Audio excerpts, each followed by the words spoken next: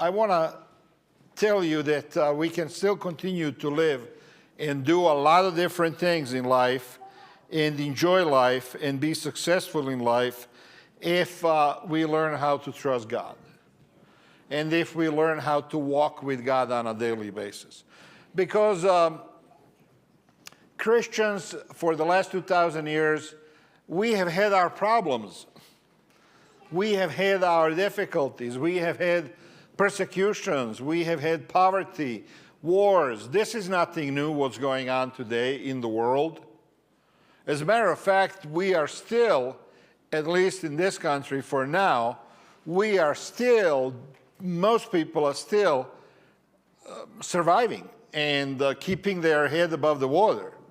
And a lot of people are complaining and they're saying, you know, jobs and money, and I can't afford the house, and I can't afford the apartment, and I can't afford food, and everything is expensive, and all of that stuff. But when you really look at this, at the history of this world, how often have we had situations that are 100 times worse than what we are describing here?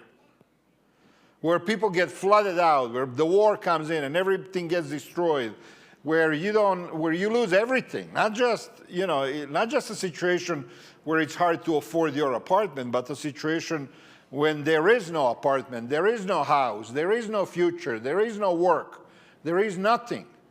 I mean, there are people right now in the world, right now in Sudan and Ethiopia and Nigeria and Gaza, you know, who don't have future.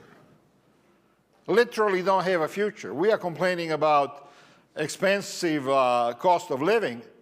They don't have any future. They're waiting for militia to come around to their house and kill them.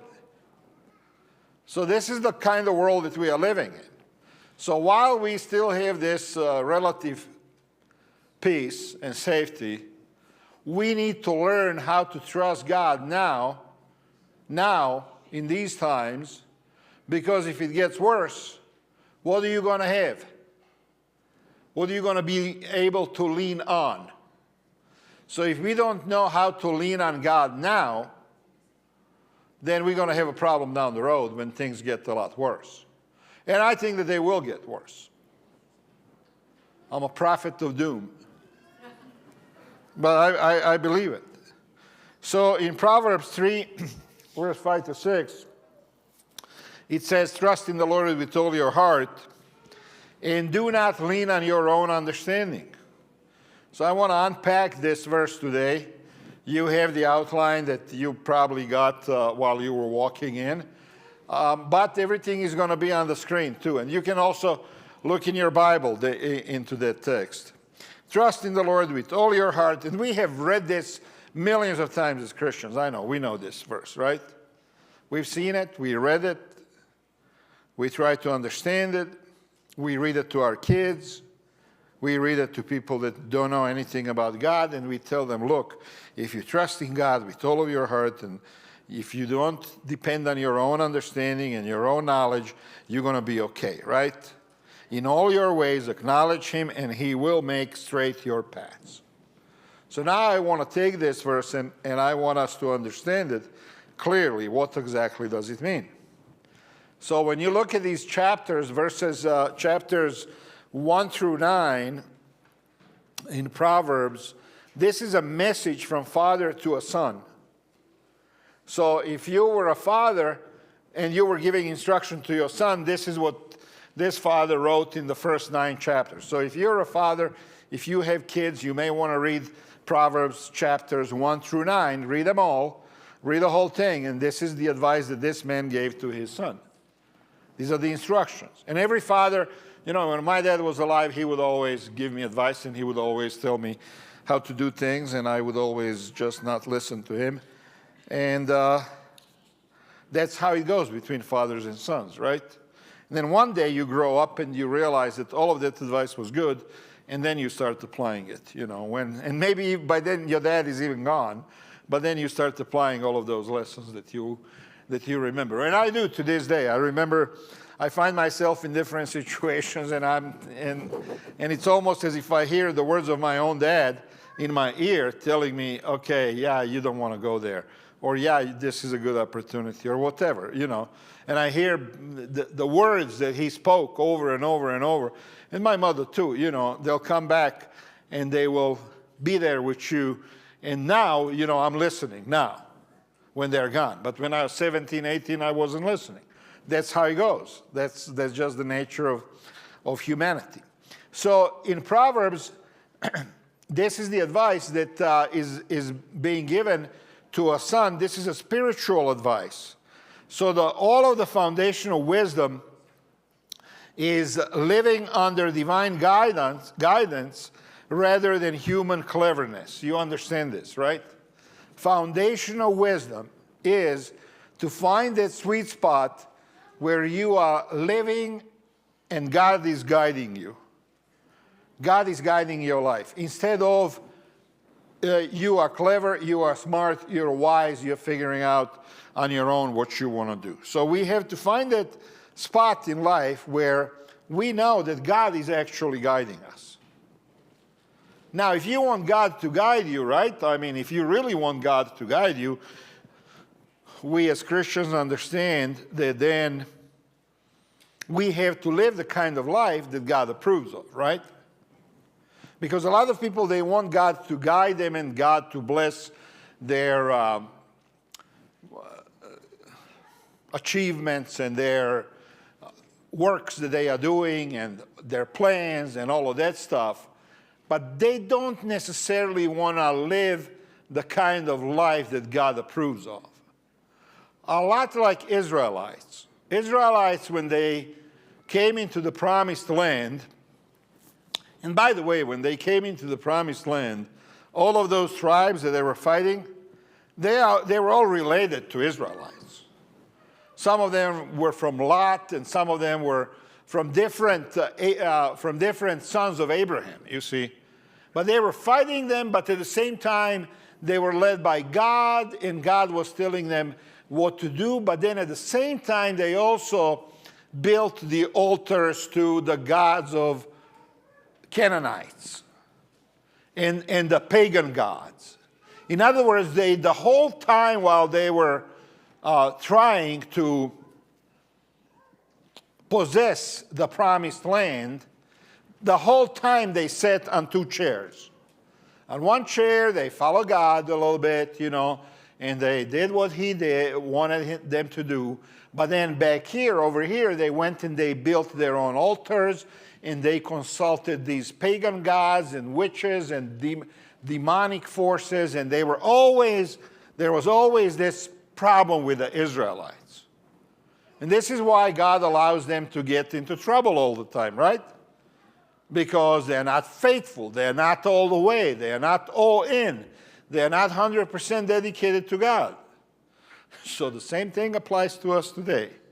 I'm telling you here, and we are reading this verse, that we want God to guide us, but that presupposes, it means that you have to choose to live the way God wants you to live. You have to live a righteous life. You have to do things that God wants you to do. You have to behave in a way that is right and honorable and honest.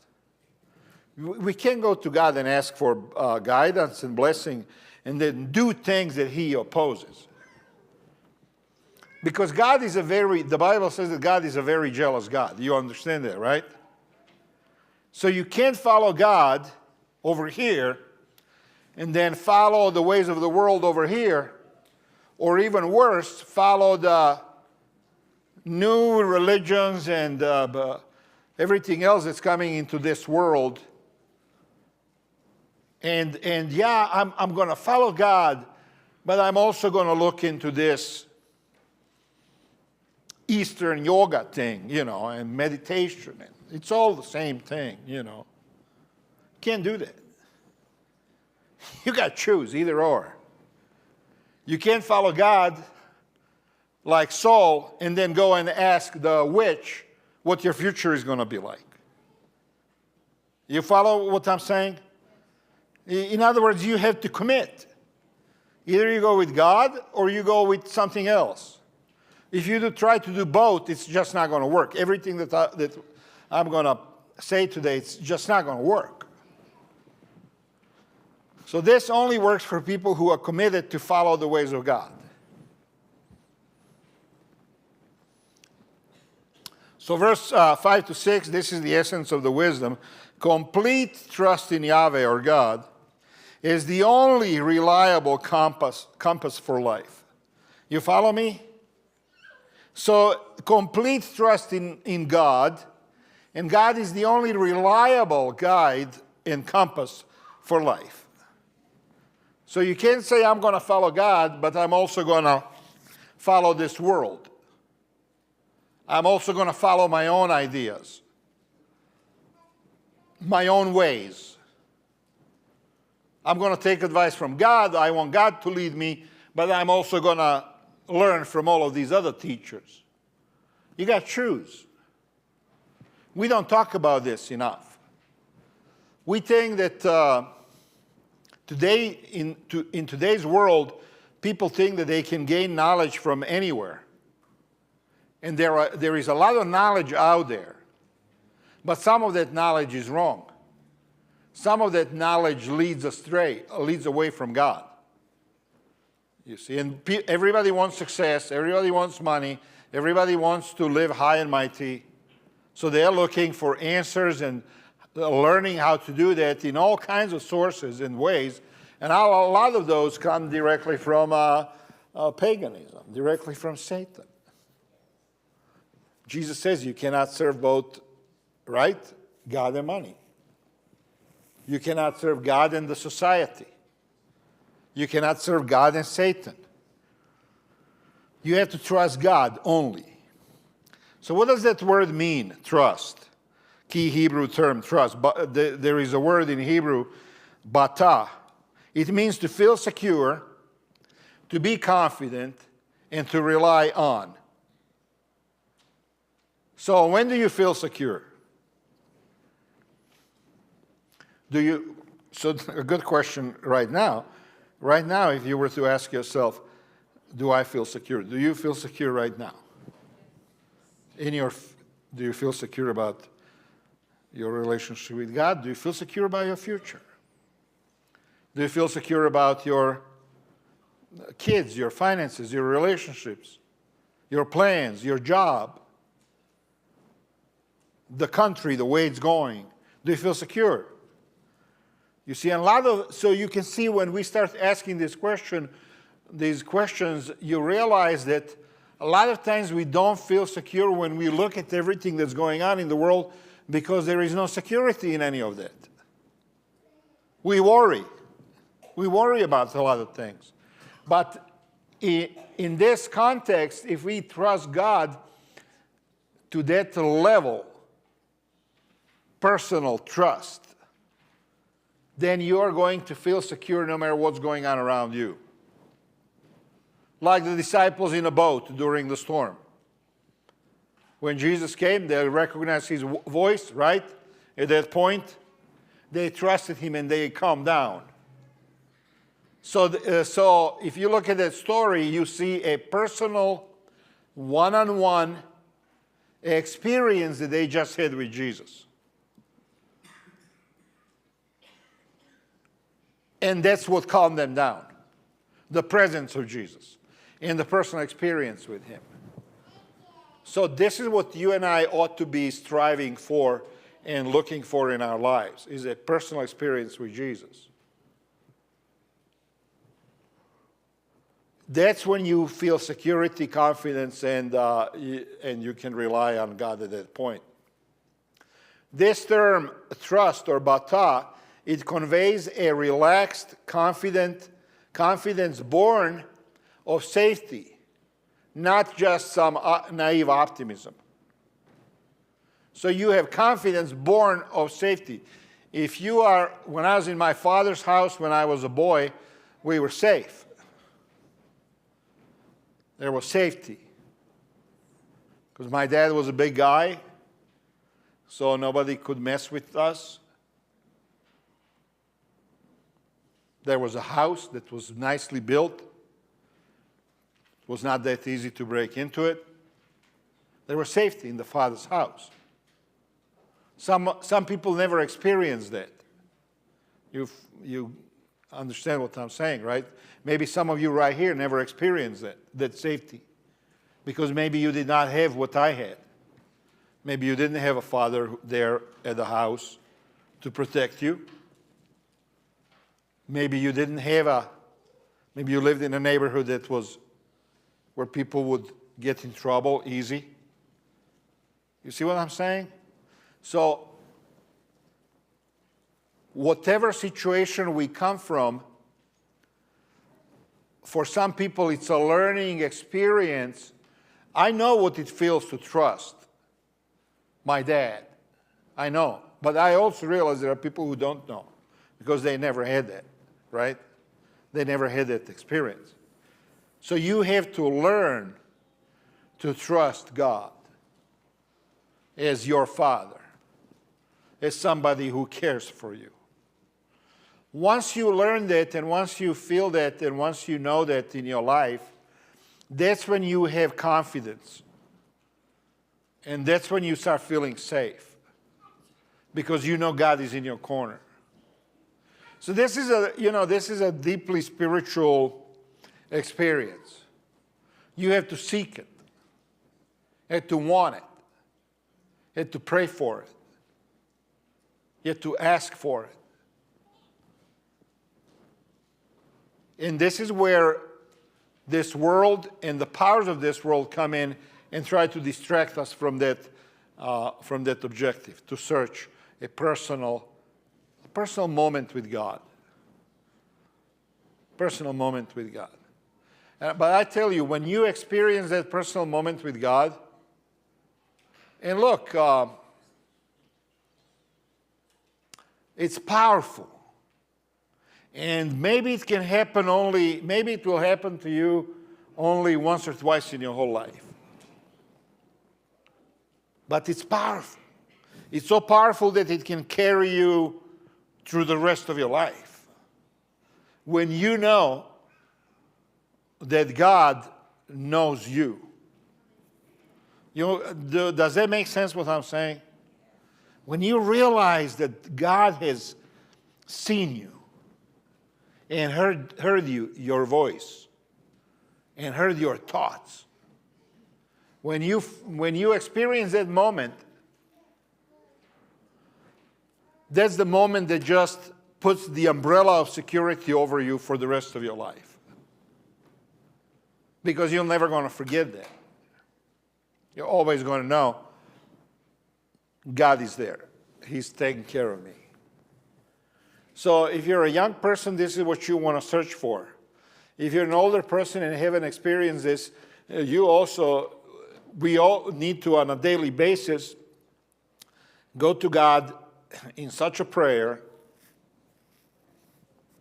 and in such a state of mind and in such a state of heart that we can sense His presence during those prayers. That's what that means, to have the trust.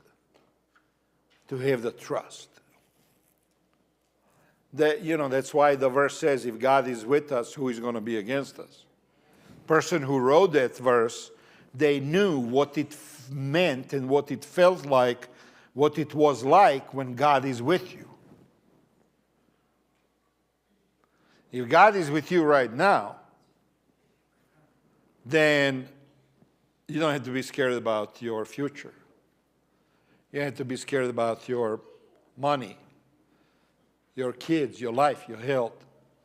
If you know that God is in your life right now.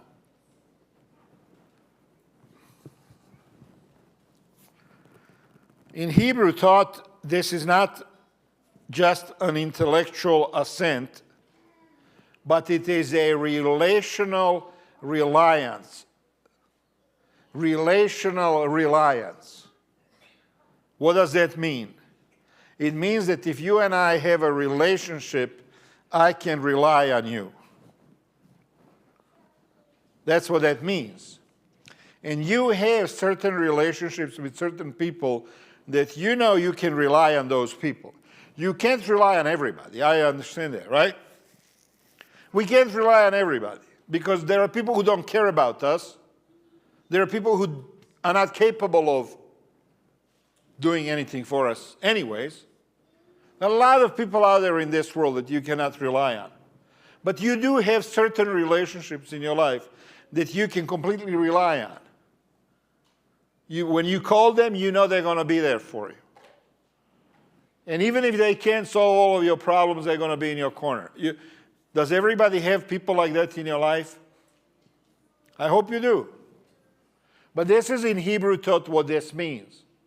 That the relational reliance with God implies that you're completely resting your weight, the weight of all of your problems in life on God. So this relational reliance is a little bit different than what we have with each other. Because I can call on some of you at certain times, and you will step forward and help me out. But at other times, you might not be able to. Not because you don't want to, but because situation, whatever. Right? But with God, you can count on relying on Him all the time. Non-stop. And this is where we all make a mistake, where we forget that. And then we start thinking of solving our own problems. And how am I going to get from A to B? How am I going to get from A to Z? How am I going to solve this? This is a huge problem. I don't know what to do. And I totally forgot that this relational reliance means that I can rely on God all the time for even the little things. So we forget that, we neglect that. We get sidetracked. Or sometimes we have a time of successes, one after another, and then all of a sudden we think, oh yeah, I got this. You know, and it's not that you say, I don't need God. It's just that I got this, you know. It's like a little kid. When a little kid is trying to learn how to ride the bicycle, right, they need their dad with them all the time. And the dad is right there. And then at one point they learn, and then they're like, I got this, I don't need you, Dad. Step away, right? Step away, I don't need you. So we do that a lot when we become a little bit too self-confident. We don't need God all of a sudden. But the implication here in Hebrew is that trust is not partial. It's a covenant loyalty and dependence. Again, I'm going to go back to the illustration of a father. If you have a good father, then you have a covenant relationship with your father. What does that mean? It means that if you have a good father, it means that your father is never going to betray you. That's what that means. Covenant. There is a covenant. This is my father, and I'm his son, and the bond between us is so strong and so deep and so intimate that my father is never going to betray me.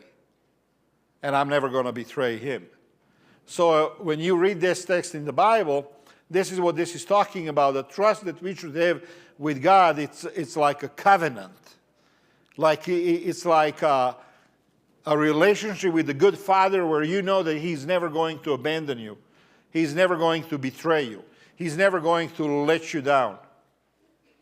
Unfortunately, in this world, we have a lot of fathers who are not that way, right? Who walk away from their families. But God is not that way. God is there for us all the time. So, this trust is not partial. It's deep. Trust in the Lord is not just believing that God exists, because Satan believes that God exists too, right? But staking, betting your entire sense of safety and guidance and direction, betting on Him. So we all believe God exists, right? But would you bet the farm? Would you bet your life? Would you bet everything that you have your entire sense of safety and direction on Him. See, that's the kind of trust that the Bible is talking about here. Where you are willing to completely, 100%, 110% trust God for direction to where He's going to take you. With all your heart, the word is leb for heart. In Hebrew, the word heart encompasses mind, will, emotions, and moral center. That's what that means. When it says heart, the word leb, it means more than just a physical heart. It means all of those other things. Mind, will, emotions, and moral center. So trust God with all of your heart, trust God with all of your mind, with all of your emotions. What does that mean, emotions? It means you got to eliminate fear from your life. Fear is an emotion. And you want to have a sense of confidence instead of the sense of fear. So that's what that means. A person who trusts God in the Hebrew times, when they were reading this is what they knew, that I have to trust God in a way that with my mind, I'm totally devoted to God with my mind, but I'm also my emotions. I'm not going to fear nothing. And you see that throughout the Old Testament and in the New Testament, you see the followers of Jesus, they're not afraid of anything. Once they were connected to God, notice how before they are connected to God, everybody's scared of life. Peter, the apostles, King David, Abraham, you can go and you can look at any person in the Bible. There's a couple of exceptions. Even Elijah got scared. But once they experienced the power of God, the emotions then become turned towards God and eliminates fear, and you become somebody who is strong and courageous. Your will, your moral center, all of that means that you are completely devoted to God. And this is what God was asking of the Israelites all the time. And this is what they could not give Him. Because for some reason, they always try to find ways around the commandments and the rules that God set down for them. And we do a lot of the same things in life. So again, I'm coming back to this idea of a complete and total devotion and submission to God's will and to the rule that He wants us to have. So exactly what he put on the screen right now, an undivided allegiance.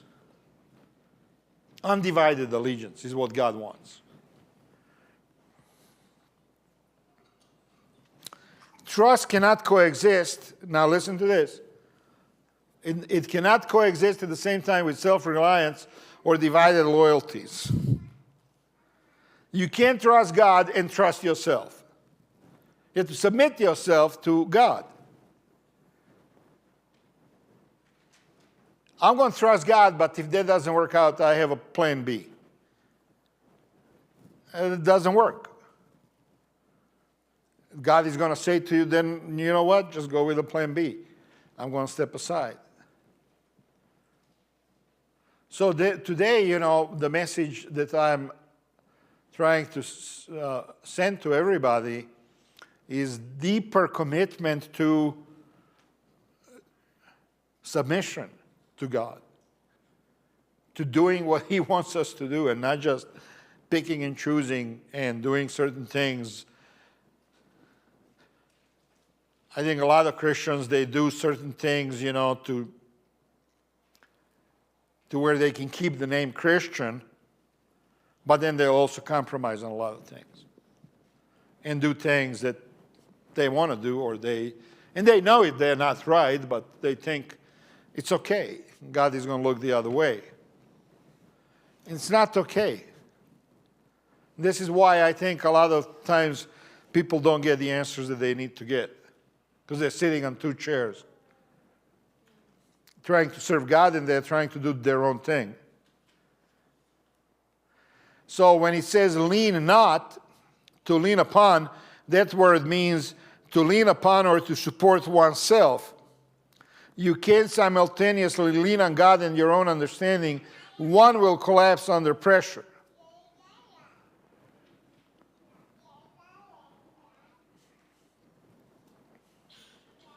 So this refers to human reasoning, analysis, insight, which is a gift from God, but is unreliable when detached from Him.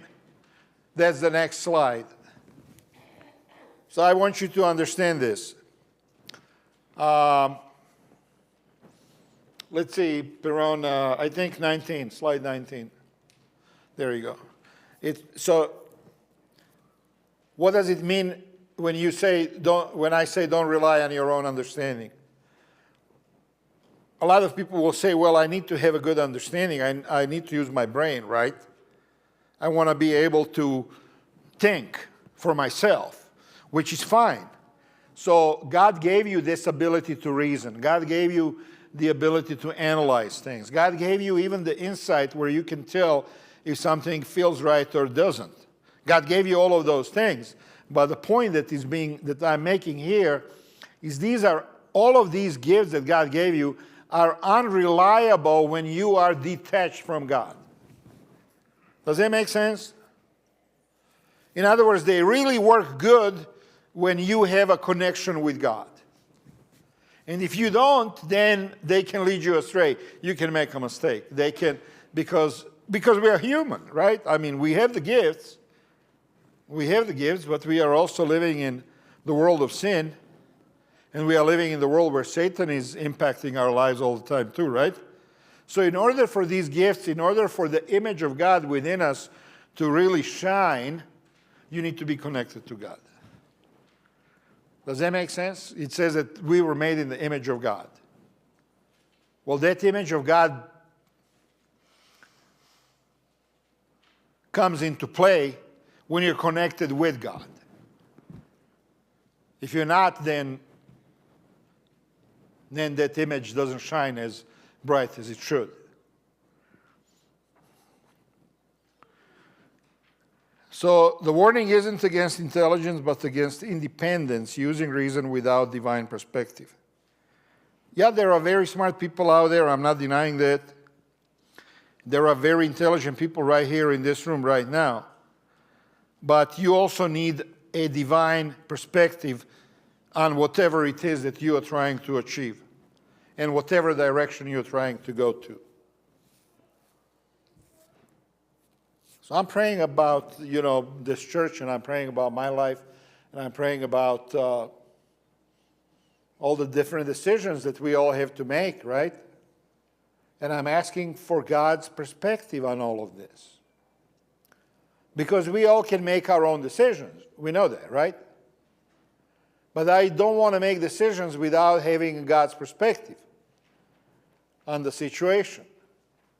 So that's where this prayer and connection to Jesus and conversation with Him comes into play.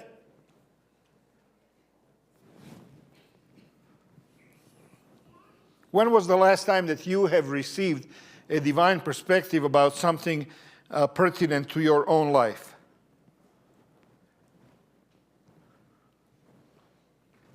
So I ask these questions because these questions indicate whether or not we are in an active relationship with God. If if you've been a Christian for the last 30 years and you can't remember the last time you had a divine perspective on something, then that needs to change. That needs to be fixed. Because we all need God's perspective on our own lives and on what goes on in our lives. And it can be big decisions and small decisions.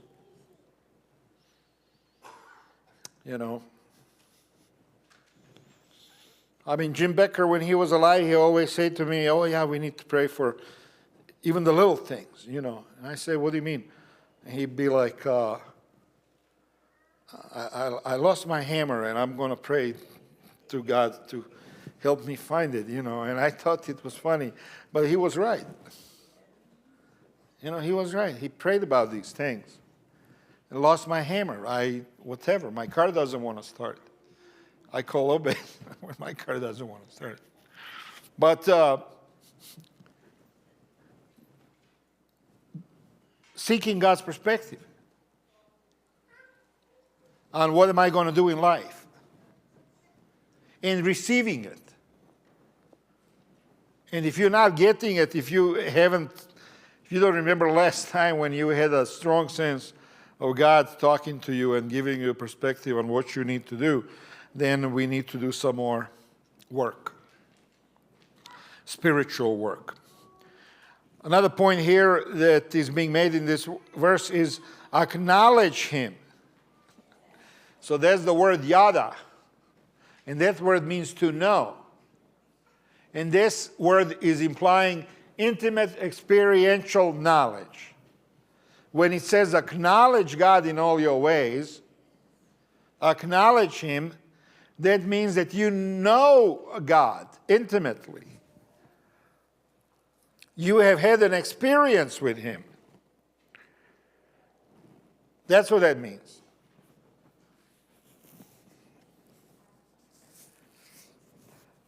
It means to recognize, invite, and honor God in every sphere of life.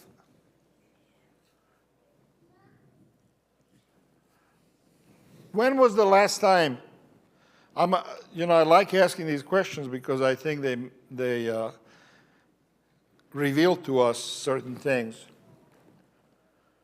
When I'm thinking about honoring and inviting God in every sphere of my life, this is how I think about it, and then you can decide if this works for you. I would say, when was the last time that let me think how I'm going to say this. I'm going to say it like this. I have people sometimes call me, and they say, Pastor Gordon, we just bought a new house. Can you come and have a blessing on the house? So I go and I pray for the house. And I pray for the blessing, and we ask God to protect that house. We ask God to prevent evil from entering into that house. Teron, we prayed for your car when you bought the new car. A blessing on a car. Right? Why? Because you can die in that car if you're not careful. Right? So what I'm getting at is when we say to recognize, invite, and honor God in every sphere of our life, when was the last time that you consecrated all parts of your life to God? Does that make sense? Not just your car and not just your house, but you consecrate your will, your decision-making process, your kids. There are people who consecrate that's why we have baby dedication and baptism. We consecrate ourselves to God. So in the same way, I believe that we have to consecrate everything to God. Not just our material things like our houses and our clothes and our shoes. And I know people who do that too. Who pray to God to bless all of the things in their life. But this is what it means to lean on God. To consecrate. You know God by asking him to come in and bless and be a part of every area of your life, every decision, every situation, every moment. What could you consecrate to God today? And I want you to seriously think about this. What are the things in your life that have not yet been consecrated to God? Not because you didn't want to or because, but just because you didn't. Because, when we have a baby, that's a big deal, right? You want to consecrate that baby to God. But when you buy a bicycle, that's not a big deal. Just a bicycle. People have died on those bicycles. Right? So I'm drawing a parallel here between big things and little things. And sometimes we want God to be a part of our big things, but we don't necessarily bring him into the little things of our life. What emotions have you not consecrated to God yet? What traits of character that you have you not consecrated to God?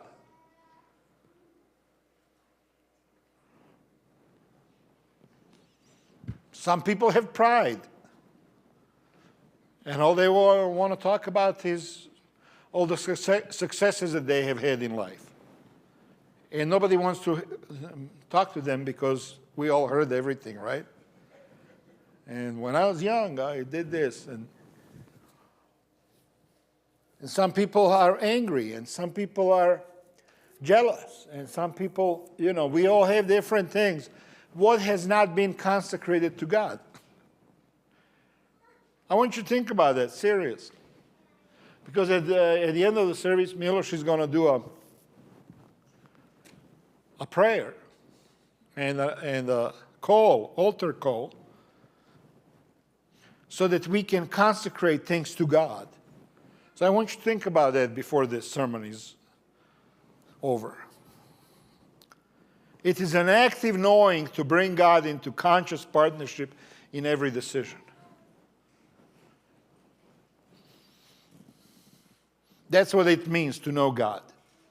To consciously bring God so that he knows of and he's aware of every decision that you want to make. You're sharing with him. He will make straight your paths. So that word is yashar, to make straight, level, or right. God will remove obstacles, clarify direction, and correct missteps.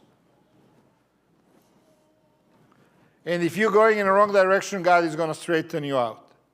He's going to close the doors and he's going to open the other doors. And he's going to show you which way to go. If you are doing all of this that we have just said. And that's when you get this confidence that my life is going okay, because God has the steering wheel in his hands. You see? And you're going to be okay. And he has the brake pedal and he has everything. Not Elon Musk, not Tesla, God. God is taking you through life. So when we do this, this does not promise necessarily ease, but it promises alignment. Because God will straighten out your path, moral and practical, in life. For his purpose. So this is another thing that I need to mention. I know that this sermon is getting very long, but I'm sorry. I figured I wasn't going to preach for 3 weeks, so I might as well give you 2 sermons right now. But his purpose. So I got to say this. All of this, when you start going down this road and God starts working in your life, you're going to realize and you're going to find out that he has a purpose for you that maybe you were not aware of while you were the one that was handling the steering wheel yourself. You follow me on this, right? Because a lot of times we go through life and we control everything where we want to go. And then God would maybe want us to do something different, but we are holding on to that steering wheel hard and we are not letting him budge it. But when you turn your life over to God completely, all of a sudden you realize, you're like, oh, well, no, I don't want to go right. I want to go straight. Why are we going right? But God has taken over and he's taking you somewhere else where you did not plan on going. Why? Because he has a different purpose for you that you were not even aware of while you were running things on your own. So you have to be ready for that too. This is also a reason why a lot of people don't want God to be at the steering wheel. I personally hate driving with anybody. If we are in a car, I want to be the driver because I trust myself the most. Not that the rest of you are not good drivers, but that's okay. You can be a passenger when you're with me. But you see the mentality that we have as human beings? And I tell you, a lot of guys in this room are the same way as me. Women, I don't know. Are women the same way? No? You're that way, right? He's that way, yeah. So a lot of guys are this way. They don't want to be driven around. They want to be in charge, in control. So as long as we are in control, we are going wherever we want to go. Once we turn it over to God, a lot of people don't want to do that. They don't want God to lead their life. They're scared that they are not going to go in the direction that they want to go. So again, we have to have a level of trust. God wants what's best for us. Imagine trusting God so much that he takes you on this crazy, wonderful journey in your life. And you didn't plan some of these things, but he did. I think it would be a wonderful adventure for all of us. Okay. Let's see. How many slides do I have left? Theological and practical themes, total dependence on divine guidance. And then there are two postures that you can have in life. Number one is leaning on God. This is where you have relational trust, you have faith, you have God's revelation to you, and God is leading you down the straight path. So you can choose this, leaning on God, or you can choose the other one, where you're leaning on yourself. When you're leaning on yourself, you get rational control. You are in control of your thing. Your rationality, your mind, you decide. But you also get the anxiety. And you also have to calculate everything. And then you also have confusing situations where your life goes in this direction, then goes in this direction, and then you never know where you're going. So which one are we going to choose? We need to choose the situation where we are completely leaning on God. Acknowledging God leads to alignment. God will not send you directions from heaven, but he will guide those who acknowledge him in every path, in every purpose. So the moral of this whole message is to acknowledge God in such a way that he takes over. And then another point here is the more consistently you recognize that God is sovereign, the more consistent your direction becomes. So on a daily basis, we have to recognize that God is in charge. We have to recognize that we have to turn over our decision-making processes to him. So let's close with the following. How does it all flow? This verse. You have the positive command, trust in the Lord with all your heart, right? Number one. Then number two, you have a negative command that says, do not lean on your own understanding. And then you have a restatement, in all your ways acknowledge him. So a positive command, you have a negative command, and then it says, and then you have a statement, in all your ways acknowledge him, and then you have the result. The result of this formula is, he will make straight your paths. So you have this cause and effect flow in Hebrew language. You have trust, you have acknowledgement, and you have divine direction. That's what happens. Trust God, you acknowledge God, and then he provides you with his guidance. In summary, the wisdom is relational dependence that transforms confusion into clarity. That's what this verse is saying. True wisdom is relational, having a relationship with God where you're depending on Him, and that's what brings your life from confusion into clarity. So I hope that we can learn how to practice this every day, right now, today. And Milos, you're going to have another song, right?